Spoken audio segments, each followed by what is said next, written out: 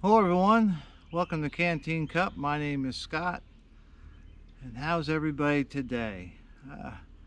As you saw in my last video, I can't do a whole lot of work today, so I'm doing other things. And today, I want to talk about tactical communications and what we use, or some of the things that we're using, some of the things we can use, and why we do what we do.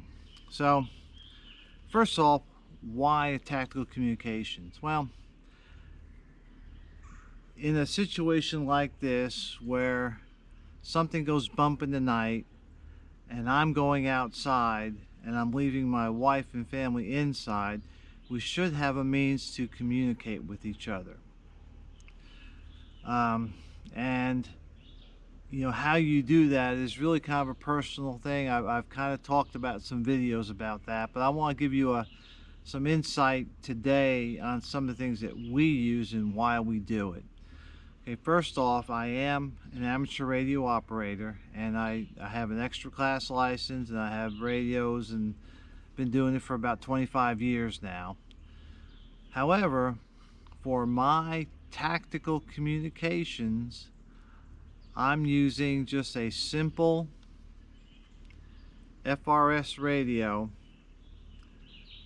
with the Midland, with the with an optional earpiece microphone for around the house. Now, why am I not using something a little bit more elaborate? Well, there's a couple of reasons. One is these are very easy to operate, and they provide enough randomness in the frequencies that it would take somebody at least a little while to find out what my comm channel is. That, and we can speak encryptedly using code words or whatever to further move that along. Second, they're cheap.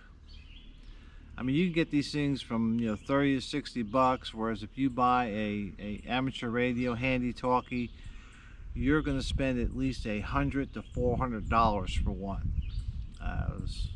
Another thing is, these at this power level do not require a license, so anybody and their mother can use them, just kind of like a CB radio. I like that idea because I can get my neighbors, if I want to open my comm plan to my neighbors, it'd be far easier for me to have them go to Walmart and buy one of these than to go through the hassle of getting a license and then learning how to use the amateur radio handy talkies, because they are a little bit more complicated. But I can get them to get these, and then we can talk. In fact, I can hook one of these up to my antenna at the top of my tower, and I can hear the whole neighborhood. So that being said, another thing I like about these is I can lock all the settings. In other words, once I get it set up, basically the only thing you can do is adjust the volume, adjust the squelch, and turn it on and off, and that's it. Can't change the channels, can't change the other codes, and that way if I throw one of these to my wife and tell her to turn it on, she can't muck with it too much and still not be able to communicate with me. Very simple. Lock it out, call it good. But tactical communications are important, especially when you and your team or your spouse, whatever your situation is, it's important that one knows what the other one is doing. In other words, if you're coming in the front door after being outside and somebody's coming in the back door and she says, "Which one are you?" and you say, "I'm coming in the front door," then she knows that if she's going to shoot somebody, it's going to be whoever comes in the back door. So it's important for safety, and it's important just to keep, or if something happens to you outside, hey, I got shot, I'm wounded, I can no longer protect you, that tells her that anybody coming in through any door is fair game. So you need to be able to communicate with your team, with your family, with your spouse, however you want to call it, and make sure that whatever your family spouse is, that you have enough radios for them. Like I said, I like these little radios. I have a little plug-in charger. I just keep them plugged in and charged at my in my office, and then if something bad goes happen, I keep these things attached. I just pull them out, put it on, this will fit right in the shirt pocket, and we're ready to go. I can, grab my other gear. They're pretty. I've got a push to talk right here if I need to.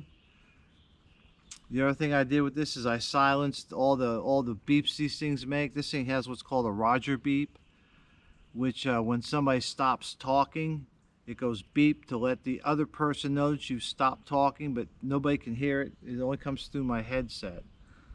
Now with these things, they make all sorts of headsets because believe it or not, the military used a version of these, I think made by ICOM, and they've got throat mix. They've got the little secret squirrel CIA ones that come around, the Secret Service ones. They've got all sorts of headsets. This is just a cheap one, and it works just fine. I mean, I may upgrade later, but I don't really see the need to it. But these are also good when you're just working on the farm.